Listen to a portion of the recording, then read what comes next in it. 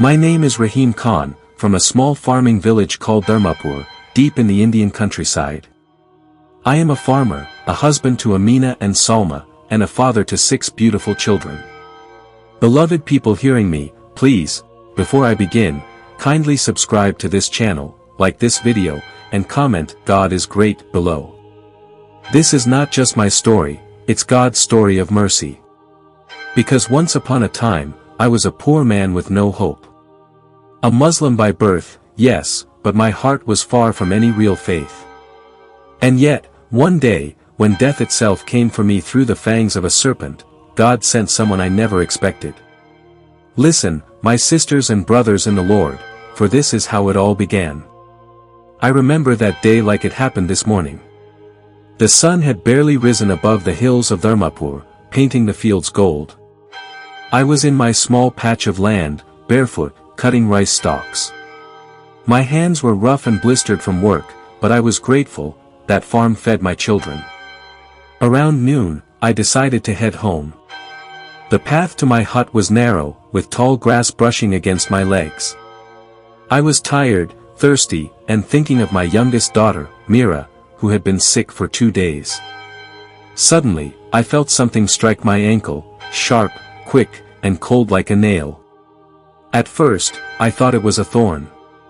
But when I looked down, I saw it, a dark brown snake, curling away, its tongue flicking. I froze. Then, pain shot up my leg like fire. I screamed, "Ya Allah! Help me!" My cries echoed through the quiet fields, but no one came. I tried to run, but my leg grew heavy, my vision blurred. I fell face first into the dirt. I could feel the venom moving through my veins like burning oil. By the time 2 farmers found me, my body was shaking uncontrollably. They carried me to the village, but instead of help, I met only fear. People gathered around, whispering. "Rahim has been bitten by a snake," someone said. "God is angry with him," another murmured. Even my friends, men I had prayed beside, stepped back. I remember my second wife, Salma, crying. She held my hand, but the village imam told her to let me go. "The venom is strong," he said, "he will die soon." My beloved people hearing me, those words cut deeper than the snake's fangs. I was fading fast, my breath shallow, my lips numb. But in that moment, as the crowd backed away, something inside me whispered, "Hold on." I didn't know then that my story was only beginning. That night was the longest of my life. My whole body was swelling. My left leg looked like it belonged to another man. The pain was unbearable. I bit my own hand just to stop myself from screaming. Amina tried everything. She tied a cloth around my thigh to stop the venom from spreading, but it was too late. My children were crying, calling Abba. Abba, but I couldn't even raise my hand. People from the village came to see me, not to help, but to watch. You know how small villages are, my sisters and brothers in the Lord. News spreads faster than the wind. Some said I was cursed because I once refused to donate for the mosque repairs. Others said I was paying for my sins. I could hear them talking outside my hut while I lay inside, trembling and drifting in and out of consciousness. But what hurt most was when the imam himself came, looked at me coldly, and said, "Rahim, you should begin your last prayers. It is written." Then he left. My wives were weeping. The children huddled together, hungry and scared. We were poor, too poor for doctors or medicines. My farm tools, a broken bicycle, and a torn mat were all I had in the world. That night, I thought of death. I thought of my children begging on the streets. I even thought maybe God had forgotten me. But beloved people hearing me, please listen, because God never forgets anyone. Just when all hope seemed gone, something happened, something I still cannot fully explain. The next morning, as the sun rose, a stranger walked into our village. He was not from around. His clothes were dusty, his face gentle, and in his hands, he carried a small bag. The villagers didn't know him. But he walked straight to my house as if someone had sent him. I was lying weak on my bamboo mat when Amina suddenly gasped. "Rahim. Someone is coming," she said. At first, I thought she was seeing things.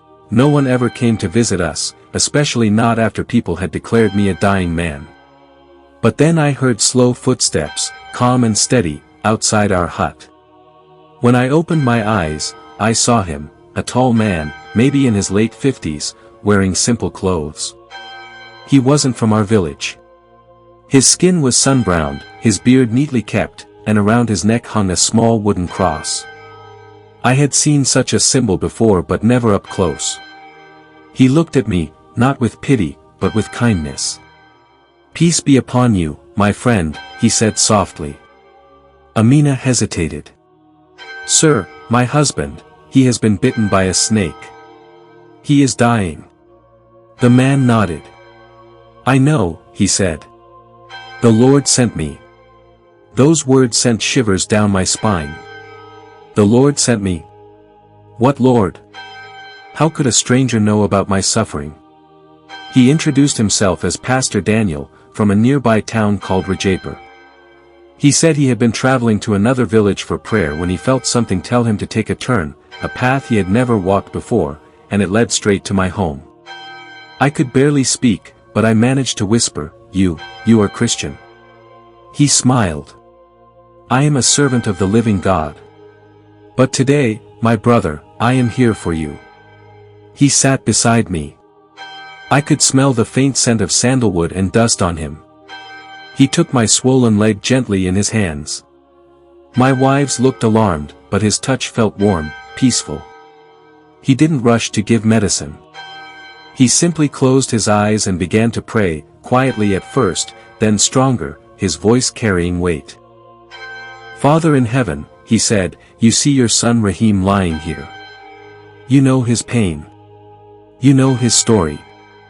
You did not bring me here to watch him die. You brought me here so your mercy may be seen. Heal him, Lord, not because he deserves it, but because you are love itself." As he prayed, I felt something inside me, a calmness, like cool water running through burning veins. Beloved people hearing me, I swear by everything true, I felt life returning to me that moment. When he finished, he placed his hand on my head and said, "God has a work for you, Rahim. You will live. And one day, you will walk again to tell others that he is real." Then, just as suddenly as he came, Pastor Daniel stood up, smiled at my wives, and walked away down the same dusty road. We didn't even ask where he stayed that night. It was as if an angel had passed through our home. And I lay there, still dying, but now filled with something I hadn't felt in years, hope. That night, I couldn't sleep. Every word Pastor Daniel said kept echoing in my mind. You will live. God has a work for you. I didn't understand what he meant. I was just a poor farmer, half dead, born Muslim, uneducated, with nothing but dry soil for land. What kind of work could God possibly have for a man like me? But my sisters and brothers in the Lord, I tell you, sometimes, it's not our understanding that matters. It's God's purpose. Around midnight, I began to feel something strange. My body was hot, but not the feverish kind, it was a warmth spreading from my chest outward. I closed my eyes, thinking maybe I was finally dying. But then, I started to feel relief. The pain that had been stabbing my leg for 2 days began to ease. I could breathe again. The tightness in my chest loosened. My heartbeat steadied. Amina noticed first. Rahim. Your color, it's changing. The blackness around your ankle, it's fading. We lit a small oil lamp, and there it was. The swollen flesh that looked like rotten fruit was shrinking right before our eyes. The wound wasn't healed yet, but the darkness was gone. My wives began to cry and praise Allah. I didn't know what to say. I wasn't sure who to thank, my God or the God of that pastor. But deep down, I knew they were not enemies. There was only one God, and he was showing mercy to me. I closed my eyes and whispered, "Thank you, whoever you are. Thank you for hearing me." Then I remembered Pastor Daniel's words, "You will live." From that moment, I made a promise in my heart. If I survived, I would find that man again. I would ask him about this God who cared enough to save someone like me. And, beloved people hearing me, please listen, I did survive. But not only that. Something even greater was coming. By morning, my entire village came to see me again, expecting to find me dead. But when they entered, I was sitting upright. The same people who had walked away now stood frozen at my door. I looked at their faces and smiled weakly. "I'm still here," I said. The imam was speechless. One of my friends whispered, "This is impossible." Amina shouted, "It's a miracle." The swelling on my leg was almost gone. I could feel my toes again. Within a few hours, I was able to move my leg gently, then stand, trembling but upright. Tears rolled down my face. "Lord," I said, "whoever you are. You did not forget me." In the next days, my strength returned. Within a week, I was walking. Within 2, I was back in the fields. Beloved brothers and sisters, I cannot explain it with science. I cannot explain it with medicine. But I know this, that pastor's prayer carried power. People from other villages came to see me. Some said I had been saved by witchcraft. Others said I had faked my death. But I knew the truth, I had been touched by the living God. And one afternoon, when I was alone on my farm, I felt a voice in my heart. It said, "Rahim, remember my mercy. Tell others what I have done for you." That was the day I became a messenger, not by choice, but by grace. I wanted to find Pastor Daniel again.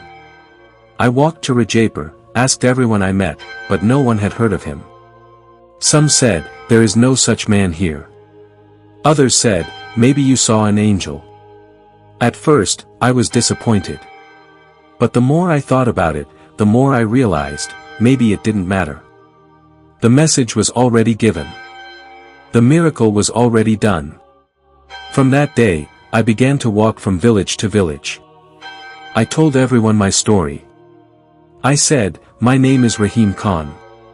I was bitten by a snake, and the Lord healed me. He saved me so I could tell you He loves you."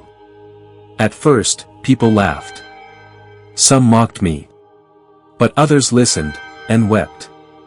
And, my beloved people hearing me, let me tell you something, the same people who once rejected me now invite me to pray for them. It has been 10 years since that miracle. I am still a farmer.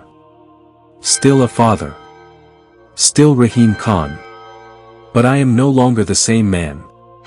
Now, wherever I go, I tell people this, God is real, and He cares for everyone. He doesn't see religion first, He sees the heart. I teach my children to love and forgive. Even when others call me a fool for mixing with Christians, I smile. Because I have seen love with my own eyes. My 2 wives now help me organize small prayer gatherings under a tree near my farm. We read, we sing, and we thank the one who healed me. Beloved brothers and sisters, as you listen to me today, I want you to know this, I should have died, but I lived. And if I lived, it is not because I am special, but because God wanted this message to reach you. Please listen, because sharing this is my long wish, to tell you that God is merciful and kind, that He will always pour upon us His basket of blessings even when we don't deserve it. If He could find a poor farmer in a forgotten Indian village, bitten by a snake and left to die, then He can find you wherever you are. My name is Rahim Khan, and I walk on these feet to tell the world that God is still alive.